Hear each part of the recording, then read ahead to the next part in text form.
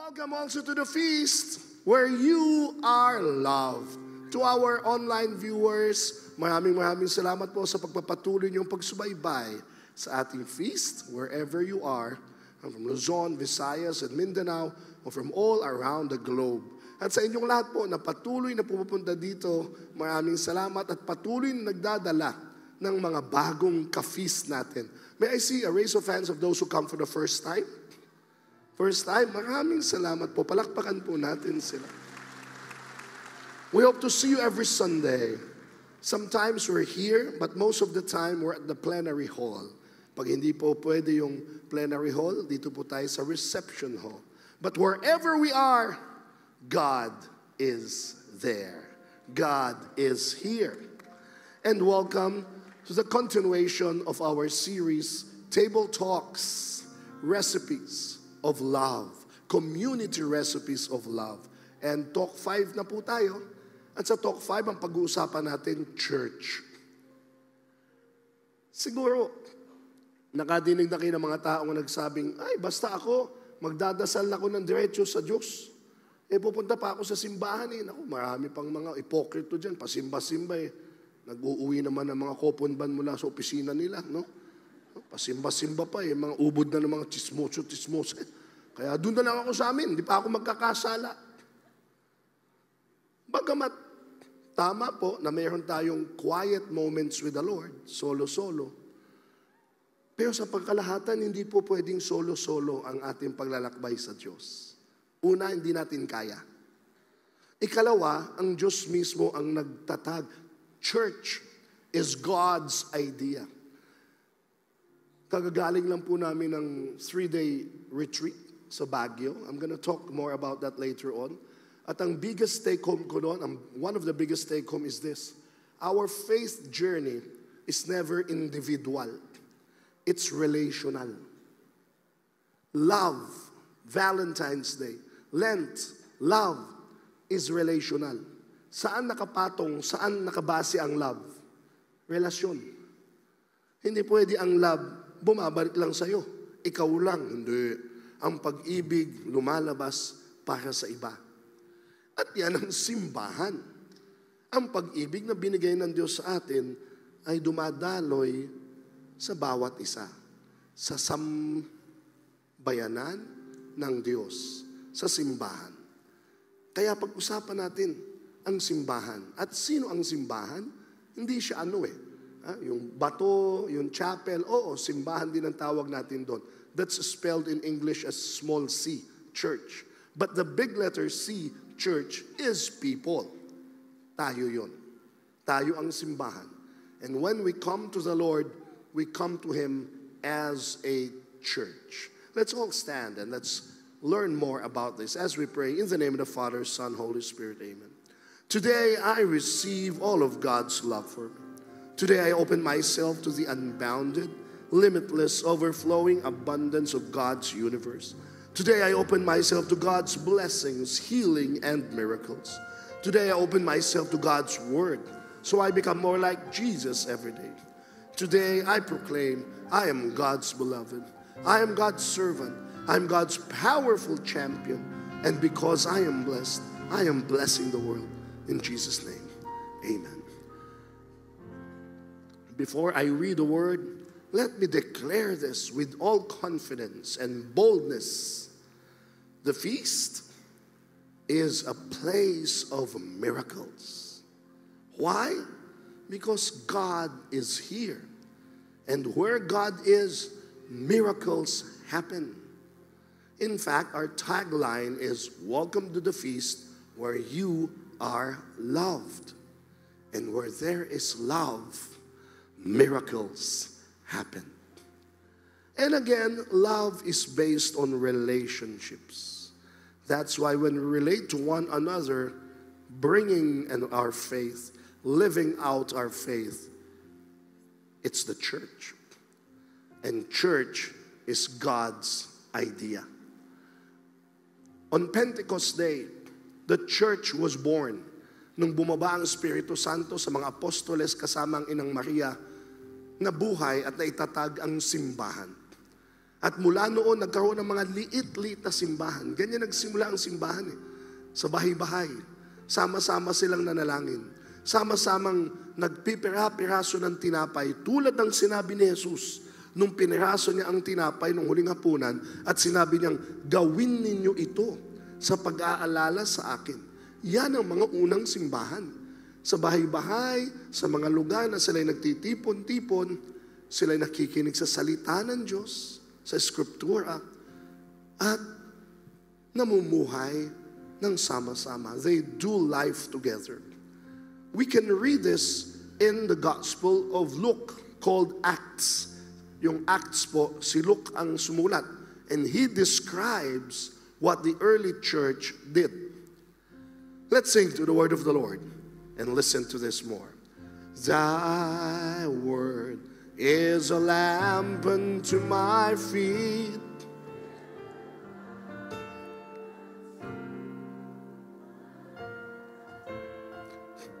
again from the book of Acts, chapter 2, verses 42 to 47. They devoted themselves to the apostles' teaching and to fellowship, to the breaking of bread and to prayer. Everyone was filled with awe at the many wonders and signs performed by the apostles. All the believers were together and had everything in common.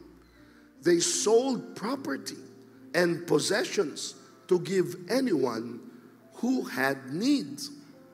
Every day, they continued to meet together in the temple courts. They broke bread in their homes, ate together with glad and sincere hearts, praising God and enjoying the favor of all the people. And the Lord added to their number daily those who were being saved. Muli, sinasalarawan ni Lucas ang nagsulat ng Acts o mga gawa kung ano ang itsura o pangyayari sa unang simbahan. Alam nyo, ngayon ginagawa natin yan. Of course, ito ay simbahan. Laki natin dito. Pero yung unang simbahan, di ganito kalaki. Mga 10 lang sila. 5, 12. Alam nyo bang ginagawa din natin ngayon yan? Ang tawag dyan, feast lights. 5 lang sila, 7, 10, nanonood ng mga videos na feast, tapos kakain ng sama-sama, pagninilayan ng salita ng Diyos. Ang tawag dyan, light groups, kung saan pagkatapos ng feast, nagkikita-kita o magkukwentuhan sila kailan magkikita-kita at pagninilayan nila ang kanilang mga nadinig sa salita ng Diyos. Kaya kung wala pa po kayong light groups, please join one. Or kung gusto nyo magtayo ng feast lights, do so. Tutulungan namin kayo. At patuloy nating buhayin ang unang simbahan. Let's learn more about the church. The 4 important phases of the church as we continue our talk. And as we sing, Thy word is a lamp unto my feet,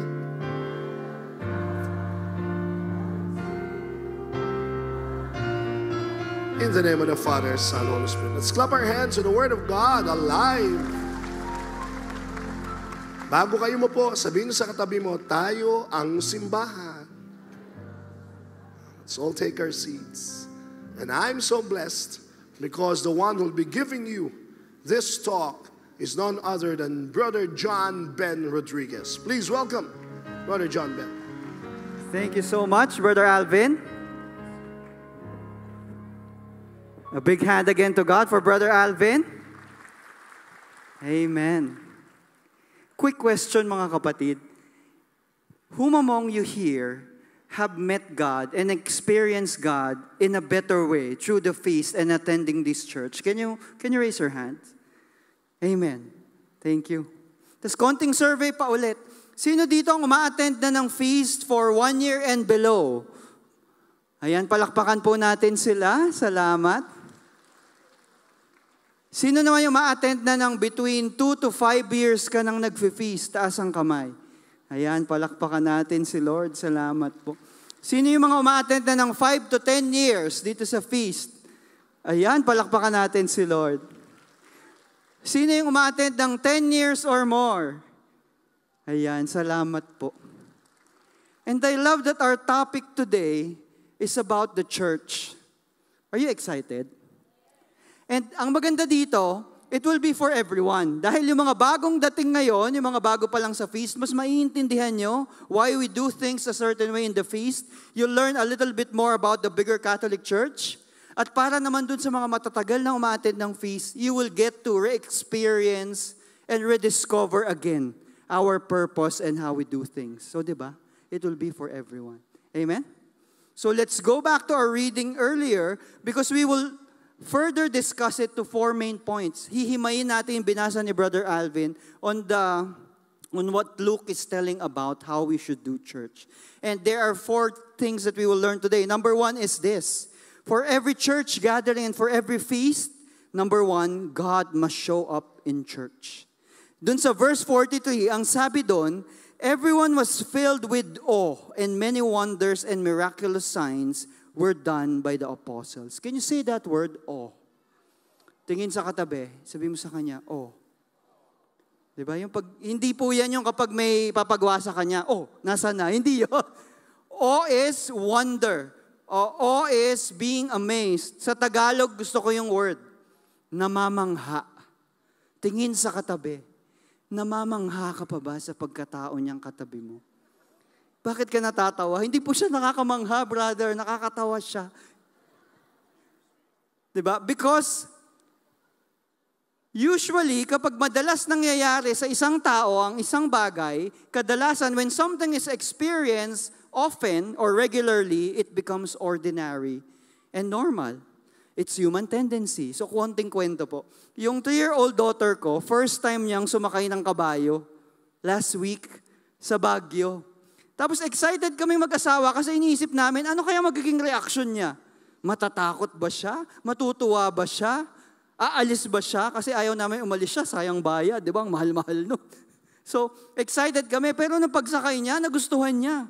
Tapos habang 30 minutes yun, nakasakay siya sa kabayo, 30 minutes, hinahawakan niya yung mane ng kabayo, yung buhok dito sa likod. Tapos sabi niya, wow, long mane! Ganun siya ng ganon. Ang saya-saya niya, alam niya kung bakit? Itanong niyo sa akin kung bakit. Kasi simula bata siya, meron kaming libro na binabasa. Yung libro na yon may picture ng horse. Tapos may long mane din, may fur na nakadikit doon. So yun lang hinahawakan niya. So on the first time she experienced an actual horse, she was filled with awe and wonder. Namangha siya, in short. And why is this a good reminder for us?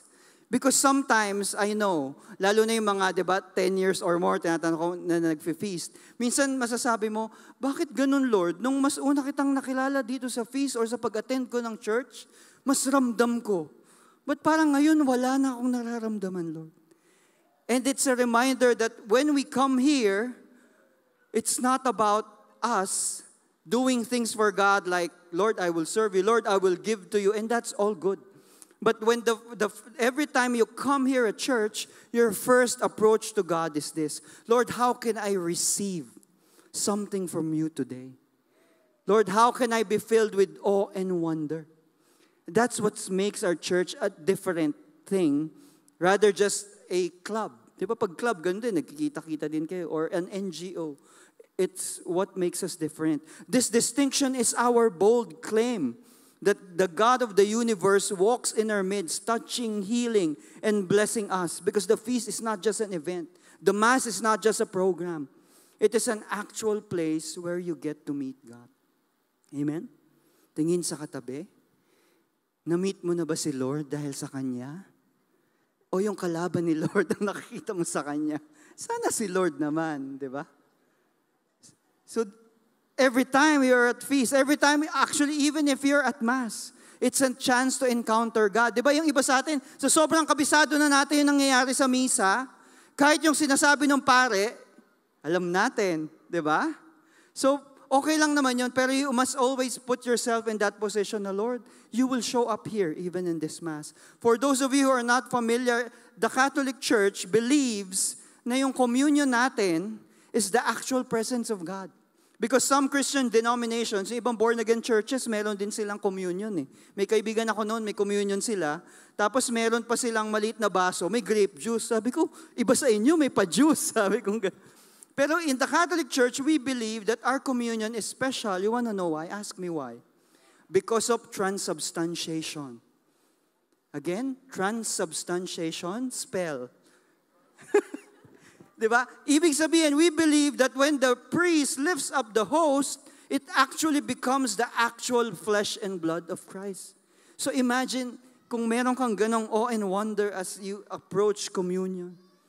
Kaya gumaganda ang buhay mo when you take communion because you're actually taking in more of God in your life physically. Nakuha niyo yun? Tingin sa katabi, sabi mo sa kanya, kaya ka pala gumaganda.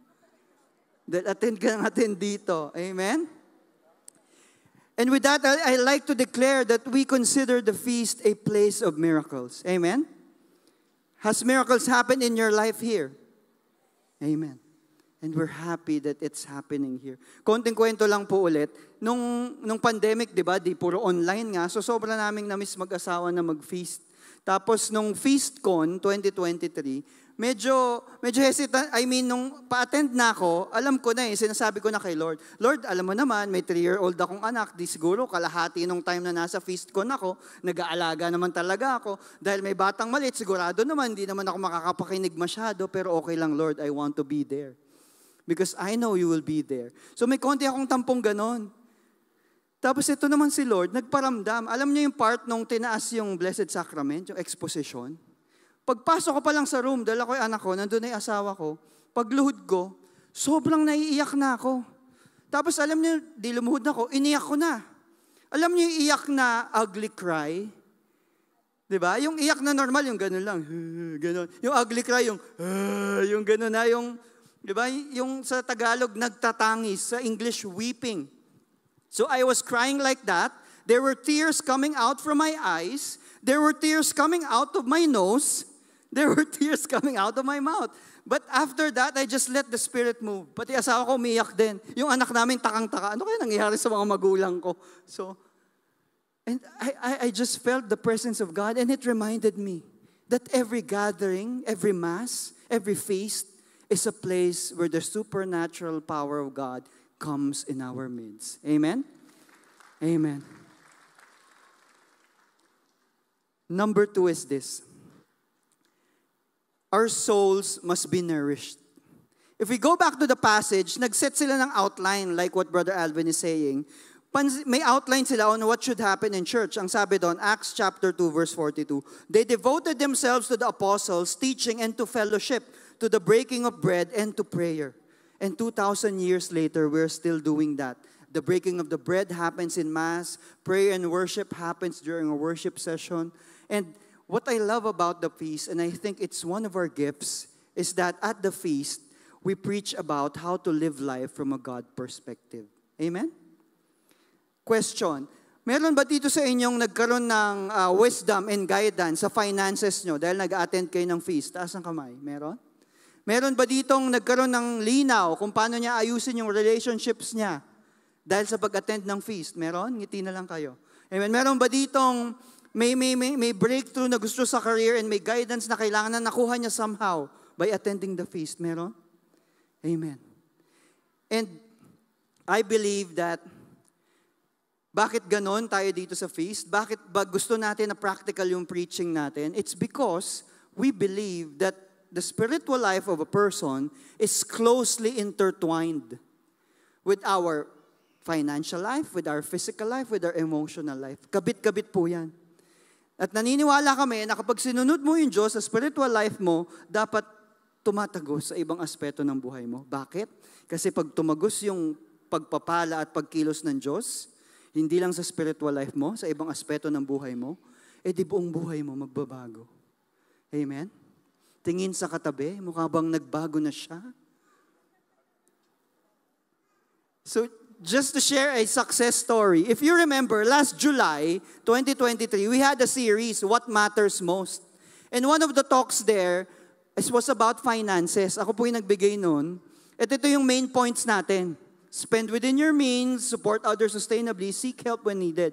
After I gave the talk, several people messaged me and they like to share one success story.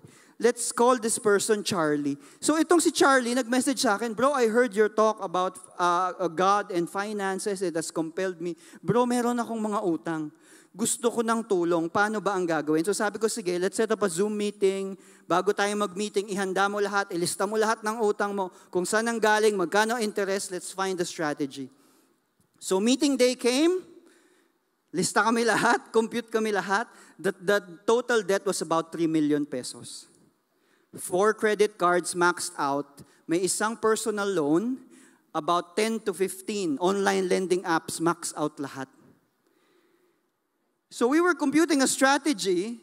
Compute ako, sige, pwede tayong mag-consolidate. You can take out another loan, but you must have collateral para ma-solidify natin to isang bayaran. Pero doing the numbers, sabi ko, you still have to increase your income, Brother Charlie, to about 2 to 3 times what you're earning now. It might be challenging. So sabi ko, ang isang pwedeng solusyon dito is, because part of my talk was, seek help when needed, sino ang pwede mong lapitan na maaaring magpahiram sa iyo ng pera na sana walang interes, para kahit papano, mas magaang ang hulugan. Hindi naman hihingiin. Siyempre, pag humingi sa inyo ng 3 million, di ba parang ayaw mo, pero kung may manghihiram at kaya mo magpatulong na unti-unti. At alam niyo, habang sinasabi ko yun sa kanya, bigla siya nag-open up palalo. Sabi niya, actually bro, this is not the first time that this has happened to me. Sabi ko, dati din, million din, tapos na-overcome niya. Tapos sabi ko, so what happened? Paano mo na-solve? And Charlie was telling me, dati, tinago ko lang na tinago talaga hanggang na-discover na nung magulang ko. May asawa na po siya at may anak. So ang ginawa nila, sinagip nila ako, sila nagbayad. So parang sabi ko, ayun pala bro. Pwede uli yung parents mo, lapitan natin. Kasi baka naman, pwede silang tumulong. Alam mo ang sabi sa akin ni Charlie, bro, hindi ko kaya. Ano pang mukha ang ihaharap ko sa kanila? Nagkatambak-tambak na sermon ako noon kasi tinago ko sa kanila. Pero parang there was a strong leading in me because I've learned this at the feast that sometimes, kasi ang usual na tao, di ba? Parang tama naman. I think most of you would agree. Gusto natin pag may problema tayo, hanggat maaari, kung kaya natin to solve by ourselves, we will do it. Tama? And that's good because that is empowering yourself. But I also believe, because we taught it here at the feast, that there are certain situations in your life that God will lead you to ask help from others. You want to know why? Ask me why. Because God wants to teach you that there's a bigger person in charge. Na hindi lang ikaw ang dapat mong problema, minsan sa problema mo. Na kaya niya magpadala ng tulong sa iyo galing sa ibang tao. And in another way, sometimes it blesses you to realize na, Lord, I need to let go of my pride pala and my ego. And to admit that I need help. And that is something beautiful kapag narating mo yon. So hindi ko siya pinilit. Sabi ko kay Charlie, sige, that's part of your option kung lalapitan mo sila, but pray about it first. Baka yun yung paraan natin. Sabi ko, because hesitant pa rin siya kasi nga ayaw niya mapagalitan na ulit. Pero sabi ko, bro, iba ang sitwasyon ngayon. Dati silang nakadiscover, hindi mo ni-reveal. Ngayon, ikaw ang magre-reveal. Tapos hindi ka manghihingi. You will take responsibility and tell them, pahiram po ng pera, babayaran ko rin yan. So you're going on another standpoint. So after that meeting, di na kami nag-usap ulit. This new year, kinamusta ko siya. You wanna hear the good news? Sabi niya, Brother JB, our debts from 3 million is now just a little less than 500,000 pesos. Amen. Totoo, ginawa niya. Lumapit siya sa parents niya. Natuwa yung parents niya because he is now taking responsibility. Nagkaroon sila ng break sa work, na nagkaroon ng early retirement, pero kahit naka-early retirement na siya, hinire pa rin siya as a consultant. Tapos they're now more actively loving and serving God. Yung mga tito at tita niya na iba, nagbigay ng pera, hindi na daw kailangan ibalik, pandagdag at pangbayad. So why am I sharing this story? It's because I believe that when you apply the teaching of God in our practical daily lives and you gain wisdom from God, your lives will change. And that is what we're doing here at the feast. Amen? And if that thing can happen to Charlie, it can definitely most happen to you also. Tingin sa katabi, sabi mo sa kanya, kaya natin yan. Dahil kasama natin si Lord. Point number 3 is this. church is a loving family.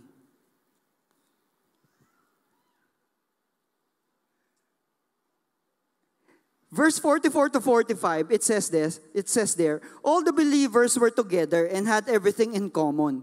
They sold property and possessions to give to anyone who had in need. Napansin niyo yung setup ng church noon? Lahat ng gamit ng bawat isa, pinagsama-sama, ibinenta, lahat ng proceeds na pera, anong ginawa? Pinaghati-hatian. Question. Imagine that sensitivity, nakakatuwa that, syempre, lahat ng mga mas kapuspalad nun, magiging okay dahil naghati-hati sila. Question, can we apply that today in our setting? Some of you might say, no, Brother JB, paano na lang tong iPhone 15 Titanium Pro Max? Hindi pa nga fully paid, ibibenta ko na, tapos maghatiin natin. Ang sagot is, we cannot do that same context today because that context was a different time. But I believe the essence of this is that they were sensitive enough, the church was sensitive enough to feel what the needs are. So they took action. So it's an invitation for us also to be sensitive to the needs right now. Kasi kung babalikan mo noon, dahil di natin na literally pwedeng gawin uli ngayon, yung first churches noon, nangyari lang yan in one setup. In another home church that they were setting up, hindi naman naging ganun yung setup na pinagsama-sama yung ari-arian, binenta ulit. So, hindi ibig sabihin na susundin natin literally. So, I guess you learn that here, the feast, that when we read the verse, we always would look at the context and the historical background. So, yan. So, but what does this mean for us? Is that we must find a way to care for each member of the church as family. Because in reality, church should be about doing life together. Church is family. Amen? And sadly, sometimes hindi yan nangyayari kasi nga sa dami nung ma-attend. Or for example, I believe you experience this when you attend a parish, di ba? Pag nagpi-peace be with you, di ba? Ang usual peace be with you natin, ganun lang, ganun. Kasi hindi mo naman nga kakilala yung mga tao. Pag dito ba sa feast, nagpi-peace be with you, medyo mas kakilala mo yung mga tao. Yes, di ba? Kasi mas kasama mo na sila. Because church should be family. And big churches are incomplete churches because if there are more than 150 people in the room, you may be tasting a part of the church, but it's not the full experience God wants you to experience at church. So kung ganun nga, paano nga ba, Brother JB, ang dapat gawin so that the church experience must be complete? The simple answer is this. Church is being Jesus to someone else.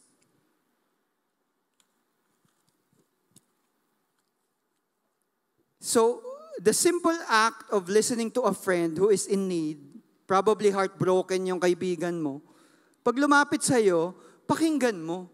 Hindi yung sasabihin mo, hindi, pagdasal mo lang yan, hindi, okay na yan, move on ka na. Just listening and journeying with the person is offering the love of the church for that person. If there's someone who is discouraged, diba, you can do that. Or if you see a member of the church dito, or may kaibigan ka, merong anak, may maliliit na anak, or may newborn. At syempre, may mga newborn po, puyat yan.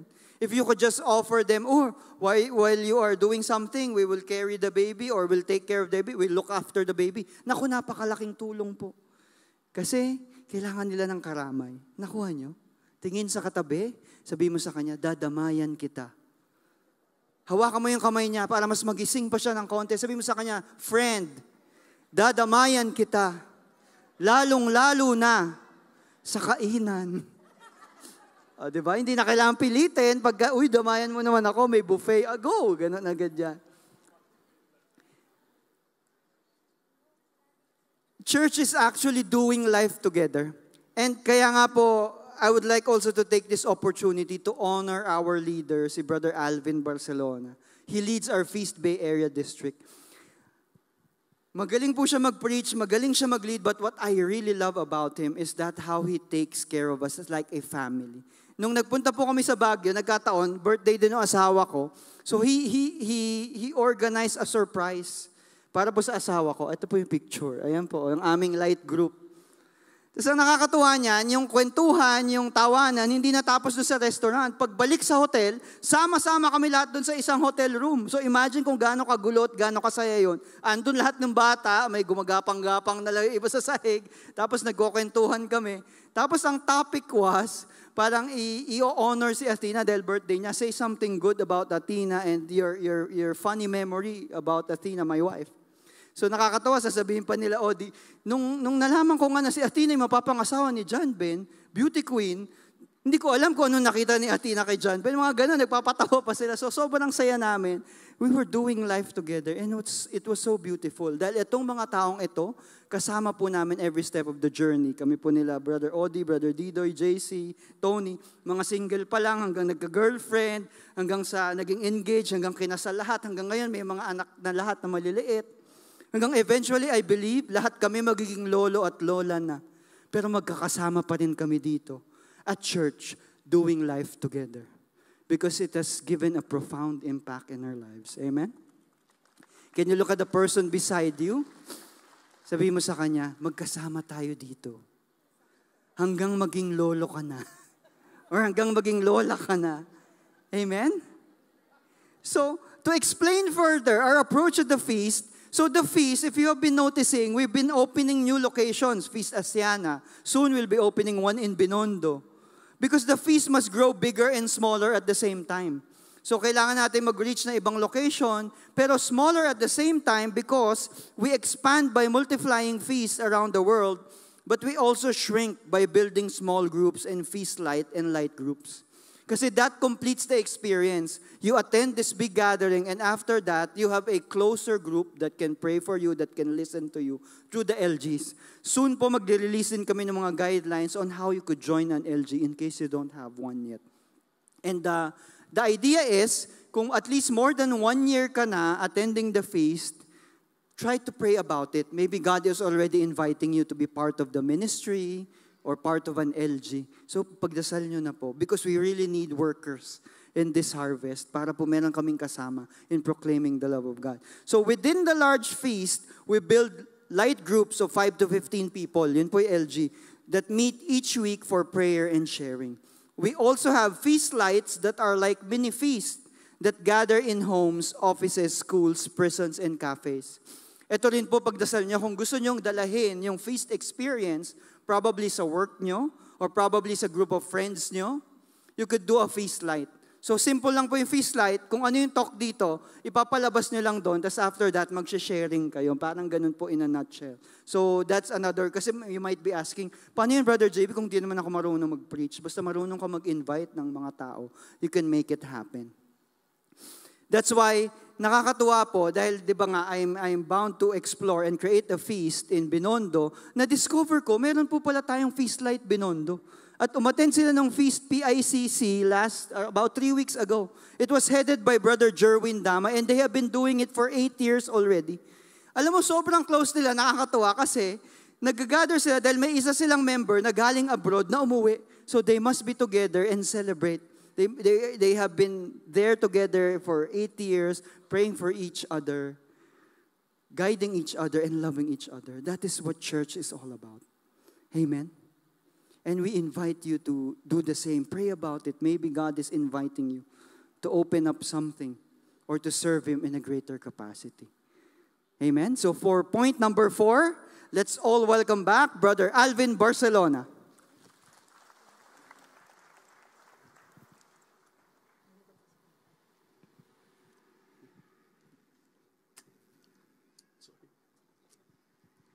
Thank you so much, Brother John Ben. Fourth phase of the church, as we read in Acts, the church is always for the unchurched. Sounds ironic, like, again please, the church is for the unchurched. Ano ibig sabihin nun? But if you've been with the light of Jesus, been attending the feast for some time now, that's a word, a big word for us. That the feast should be for the unchurched. Ibig sabihin po, yung hindi na masyadong nagsisimba, hindi na masyadong paladasal. At kahit nung una pa, dun sa binasa natin, naalala nyo, dun sa binasa ko kanina, Acts 2:47, and the Lord added to their number daily those who are being saved. Ibig sabihin, dumadagdag dun sa mga unang nagtipon, mga apostoles, si Inang Maria, mga disipulo. Pero isipin nyo, saan galing yung dumadagdag? Yun ba yung mga mananampalataya? Yun ba yung mga Kristiyano na? Hindi. Mga tagalabas. Katunayan ng panahon nila, mahilig sila sa mga kami, sila. Hindi kayo mga Hudyo, mga Samaritano kayo. O sino naman to? May bago, Kristiyano daw. Hindi kami Kristiyano. Pero yung unang simbahan was so clear that they are open to all. Open to all. Why? Because if the church does not welcome the unchurched, the church has failed its mission. Hindi lalaki ang simbahan kung tayo-tayo lang. Napansin nyo dito sa feast, walang palista-palista, miyembro ka ba? Saan? Hindi. Everybody is welcome.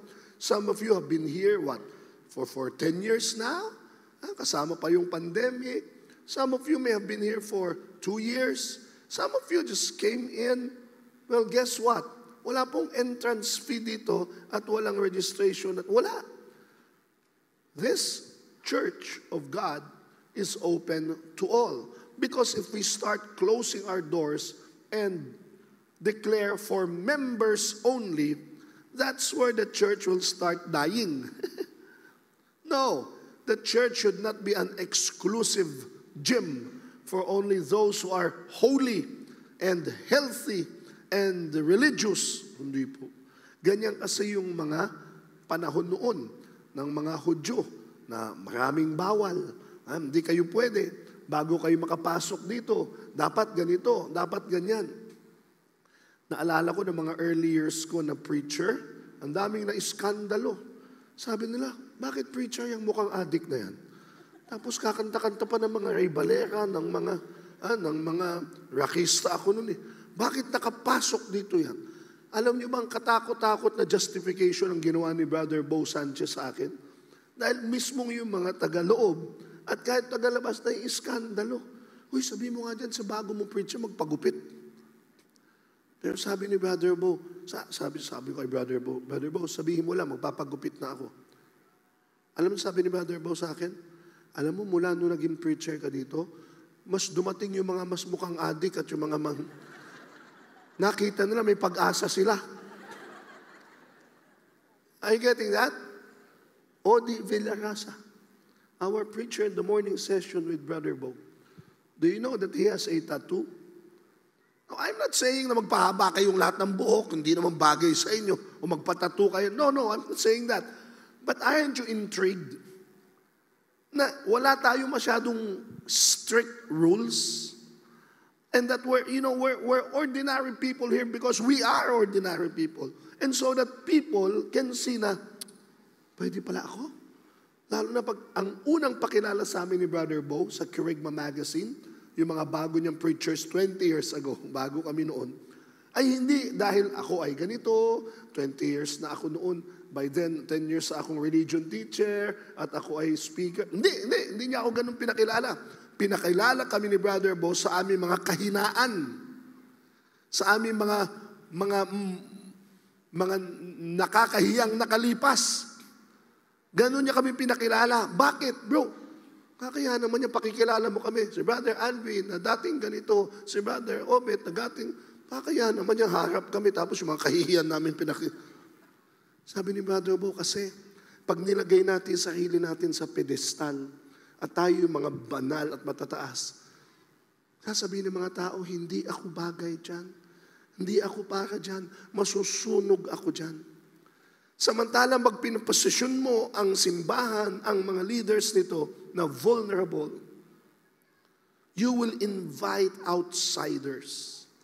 At yan ang general rule natin sa feast. It's for outsiders. Kaya napansin nyo kung saan tayo nag-feast?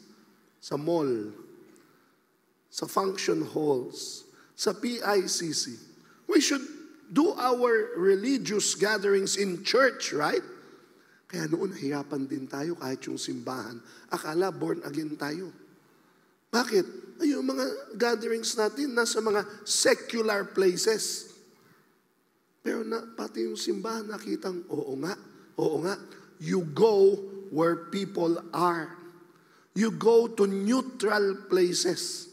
Para yung mga bagito na naiilang, na magtaas-taas ng kamay, diba, pag bago ka kasi dito, tapos tatas, have you seen, ano ito, napasukan kong ito, na ako babalik dito. Taas-taas ang kamay.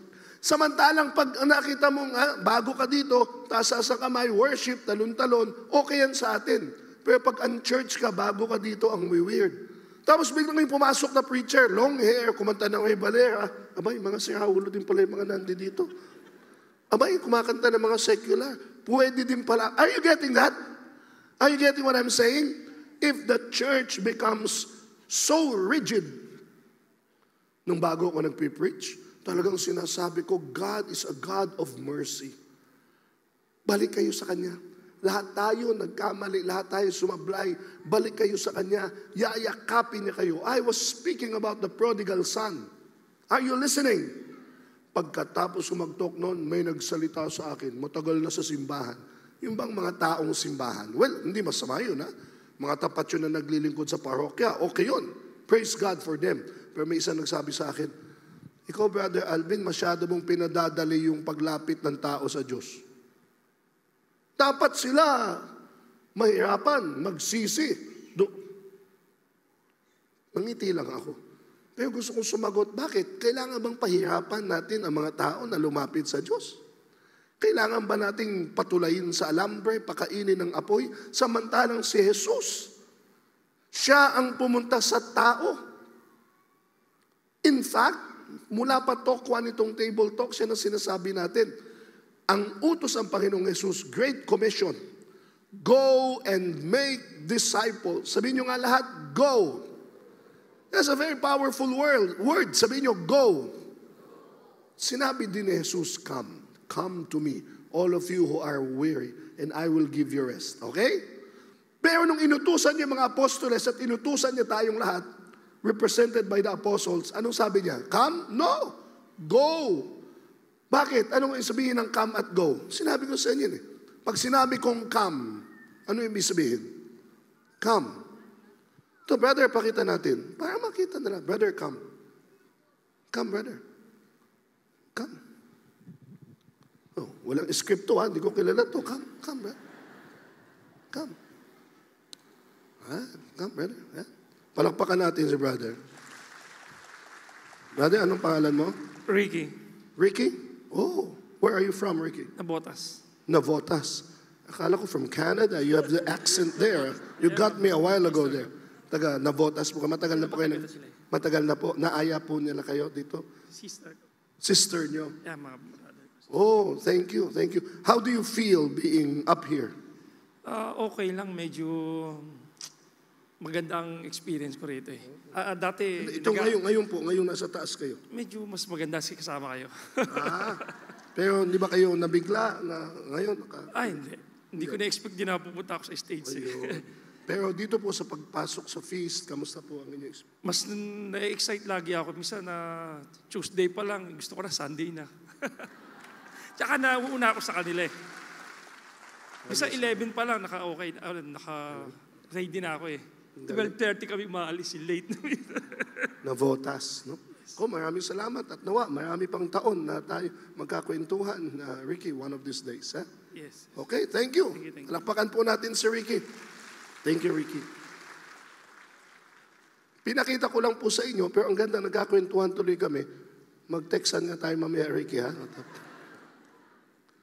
Yung kampo, medyo, hindi po madali yun eh. Malakas lang ang loob ni Ricky. Tsaka, pa isa-isa yun, come. Ang sabi ni Jesus, hindi come, ha? Go.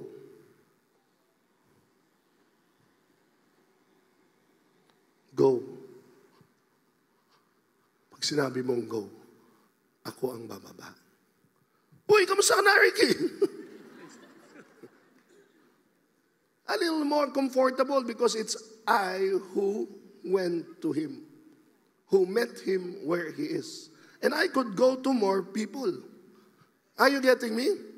Jesus said, go. We always think in the paradigm of people come to church. And that's not bad. We should come to church. Pero pagkatapos ng misa, ano sinasabi? Humayo kayo.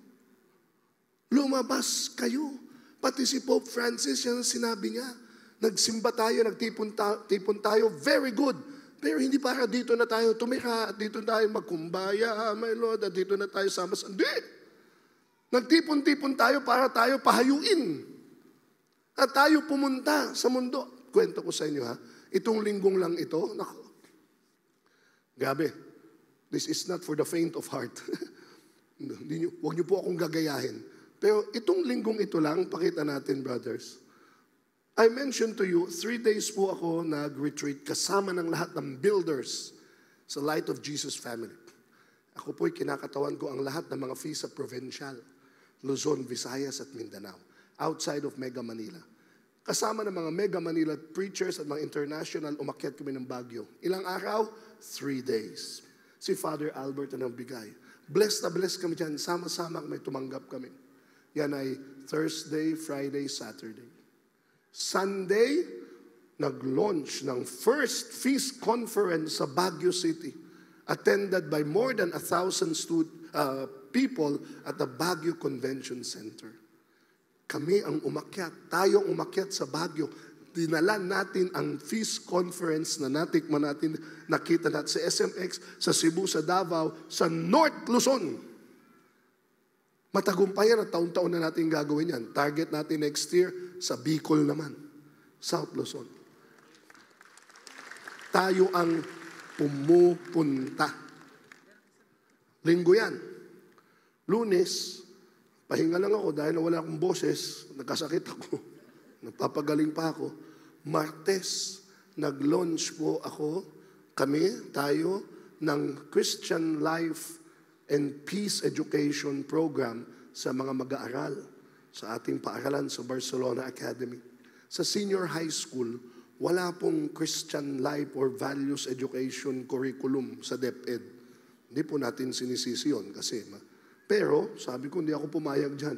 Dapat, bago graduate ang mga senior high, magkaroon ng peace education. Ayan, sinabi, magkaroon ng peace education. Pero sinabi ko, ultimately, ano ang peace? No God, no peace. No God, no peace. Kaya nilunsad natin sa grade 11 at grade 12 senior high schools ang programang yan na ang gamit namin ay purpose-driven life na requirement. Tuesday po yan. Nagpapagaling pa ako niyan ng sakit. Wednesday, buong araw po ako sa kongreso. You heard it right. Ang mga kausap ko po ay mga congressmen. Huwag nyo nang patagalin masyado, baka makita na yung mga kausap ko. Lipat nyo na sa iba. Ayan. Pero lagi po ako nakababad sa mga politiko. Matagal po, nagkasama pa kami ni brother. Umiikot po kami sa iba't ibang sangay ng pamahalaan para dalhin ang values formation at siyempre ang Diyos. May mga nagsasabi sa akin, may saysay ba yung ginagawa mo? May nagsasabi sa akin, may magagawa pa ba? Ay, sabi ko, oras sa ikaw ay humintong umasa at maniwalang may mababago pa, wala na nga mababago sa atin. Kaya hanggang ngayon po, alam niyo ba, kakababad-babad ko sa kongreso, nagtanong na sila sa akin, Brother Alvin, kailan na ba tayo magtatayo ng feast dito sa Congress? Kaya malamang next week, ilulunsad po natin feast sa House of Representatives. Tayo ang pupunta kung sila hindi makapunta dito. Are you listening to me? Dahil sa maniwala kahit sa hindi, sabihin nyo lang gusto nyo sabihin, but there are good people. There are good people in the corporate world. There are good people in the professional world. And there are good people in politics. Huwag naman po nating lahatin. At marami mga politiko gusto talagang lumapit sa Diyos. Pero nabansagan na kasi natin eh. Kaya yun. Pinupuntahan natin sila. Umaga yan, kababad ako sa kongreso. Kinig ako, ganyan-ganyan.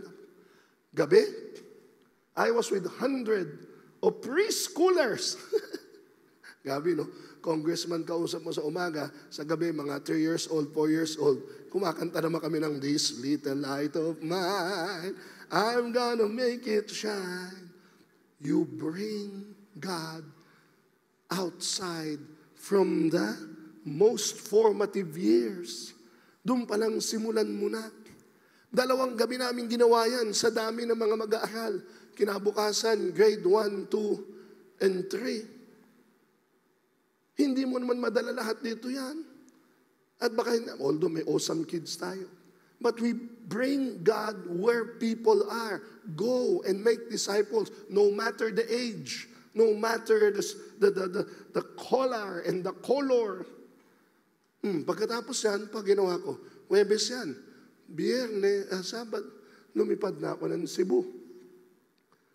Sa Cebu, nagkipag-meeting tayo sa mga leaders natin para magkaroon na ng feast sa Tacloban, sa Ormoc, sa Bohol, na mayroon na tayo. Kinakalat po natin, bringing opening feasts in Robinson's Mall, in Ayala Malls, in SM, at kung saan-saan pa. At kakausapin ko dapat dyan si Jason Vergara. Kilala niyo yan? Si Jason Vergara opened 90. Hear it, 90 feast lights. Yung sinabi ko mga liit-liit, 5, 10, 90. Saan? Sa Bariles, Cebu. Umaakyat ng bundok, dala-dala noon, sound system, karaoke.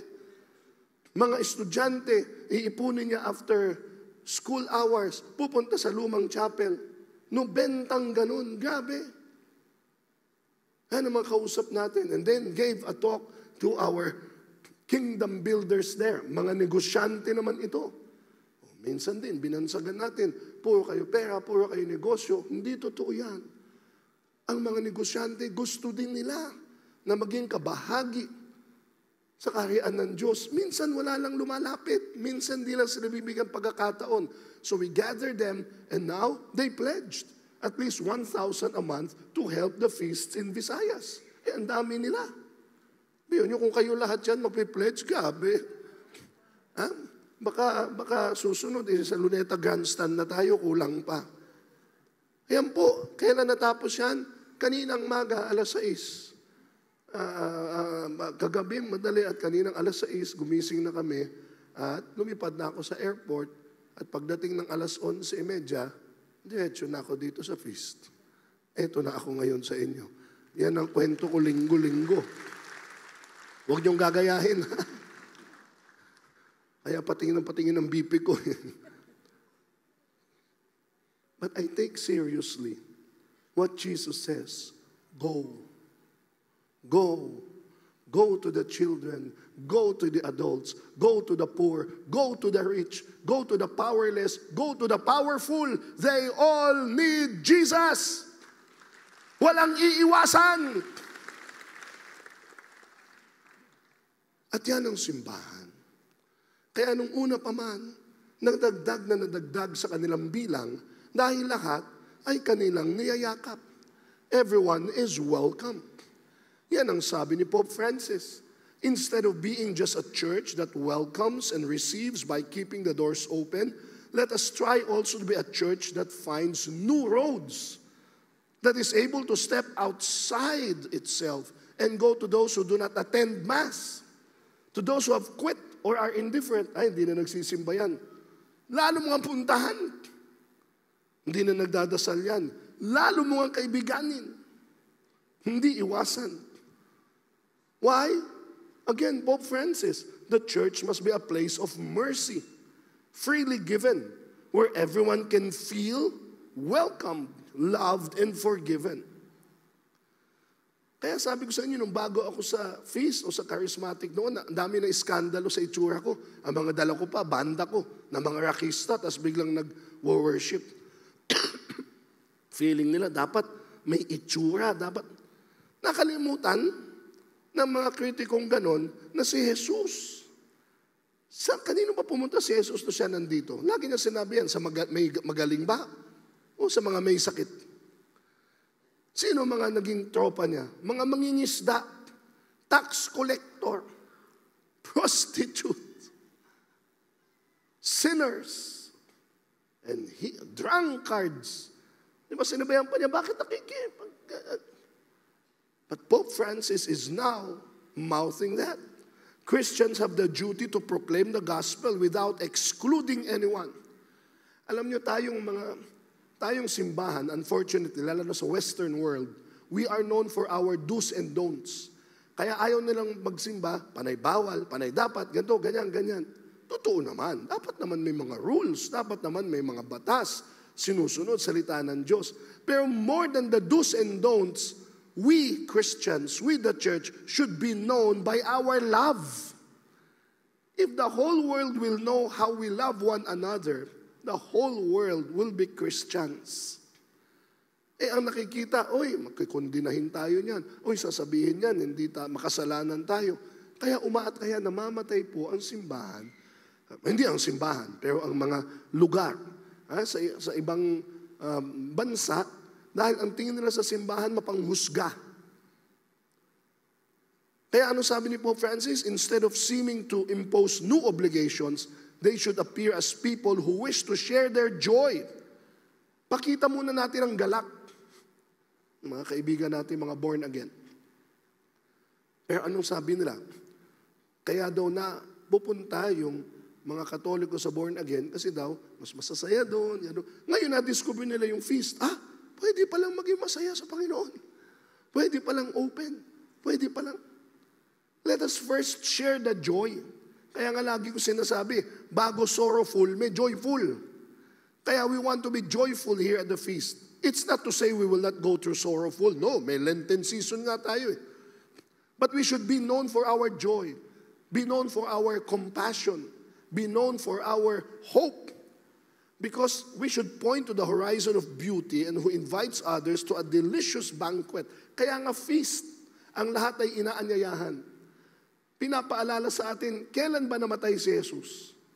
Bakit namatay si Jesus? Dahil tayo'y banal? Kaya namatay si Jesus dahil tayo'y makasalanan. Think about that. Binigay niya ang buhay niya sa mga makasalanan. Tayo bibigay natin ang buhay natin sa mga taong matuwid. Di ba? Kung pagpapalit mo buhay mo sa taong nang walang hiya sa'yo, hindi Bibigay ko ang buhay ko sa matapat. Bigay ko. Pero ang Panginoong Jesus, He demonstrated His own love for us while we were still sinners. Wala nang susukdulan pang pagmamahal diyan. Christ died for us while we were sinners. And that is what is being reminded of us and challenged as a church.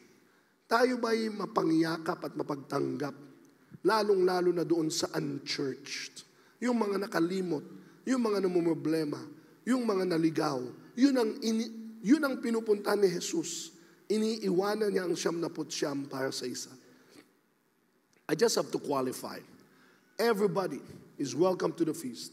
If Brother Bo Sanchez will be speaking here, sasabihin pa niya to the corrupt, to the adulterers, to the sinners, you're welcome here. Because that's the reason why there is a church. It's a hospital where you find Jesus and Jesus heals you. Kaya nga natatakot lumapit sa atin dahil dapat malinis muna ako bago makalapit dyan. Wala nang makakapasok dito kung pang malinis lang. Are you getting me? Kaya nga tayo pumapasok, si Jesus ang maglilinis sa atin. Hindi natin kayang mag-isa. Pero magtulungan tayo. Pero kina-qualify lang natin, kayo, halimbawa, kailan kayo naging member ng Light of Jesus? Baka hindi nyo alam. Baka hindi nyo alam, kayo yung mga member na ng Light of Jesus family. Kailan? Tanong nyo kailan? Tanong nyo kailan? The first time you attended the feast, you are already members of the Light of Jesus family.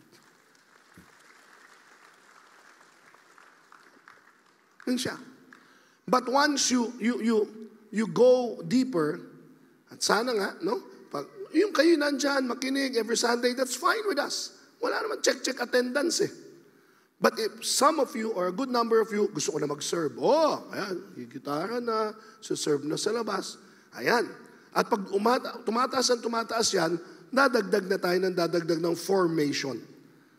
Hanggang sa baka gusto nyo, dito na rin kayo. Please, by all means. Kaya lang, pag naging leader ka na, such as myself, ay padagdag ng padagdag kahit paano ng mga formation. Halimbawa, alam nyo ba, kami mga builders, bago kami makatungtong dito, ay dumaan ng School of Leadership. Or habang pagtungtong dito, mga 4 na taon po yun. May eskwelahan po ang Light of Jesus Family ng mga leaders at builders.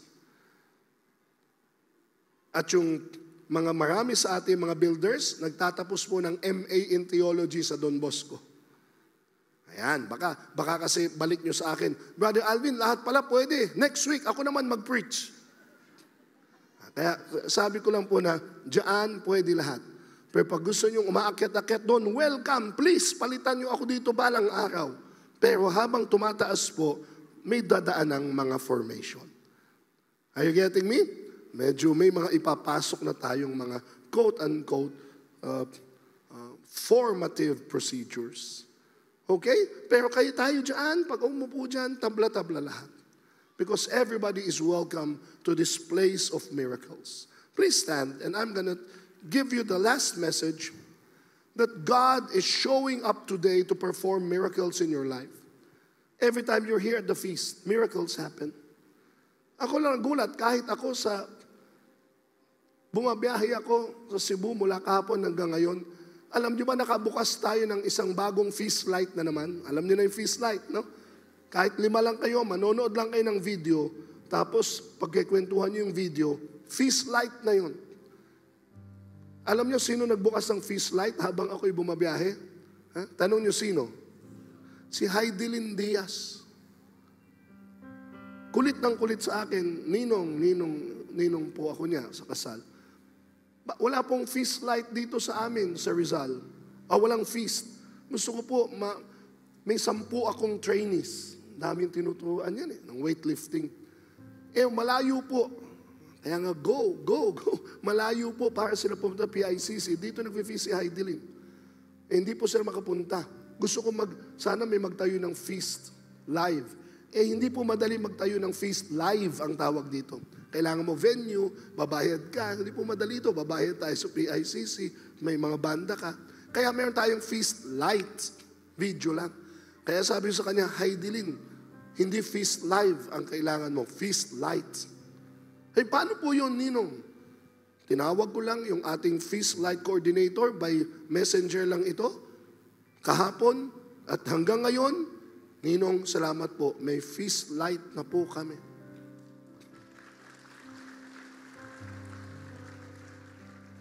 Miracles happen if you're just open to make things happen. At ito po yung huli kong sasabihin. When God shows up, miracles happen. But how does God show up? Ask me how. Many ways. Mga Katoliko tayo. In the Mass, in the sacrament, that's Jesus. Believe that, His real presence. Amen?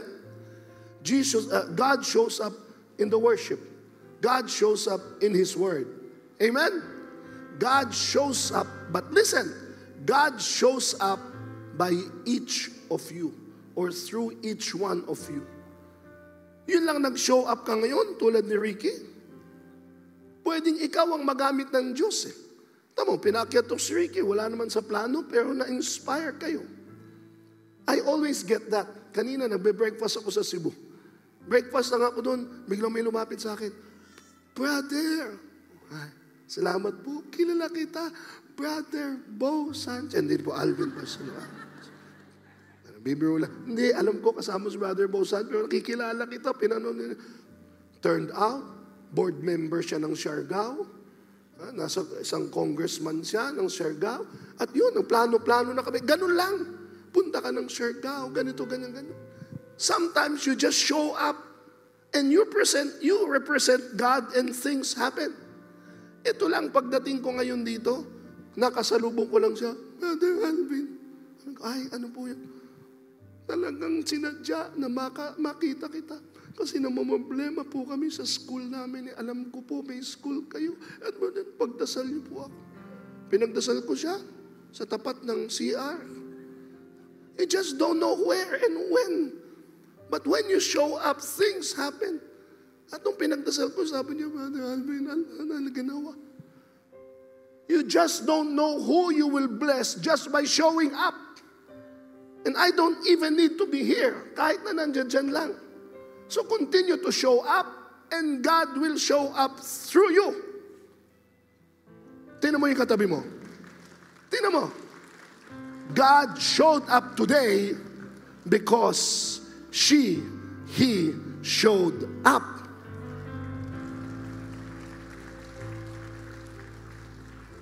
And when we show up, when we gather, what do we call this?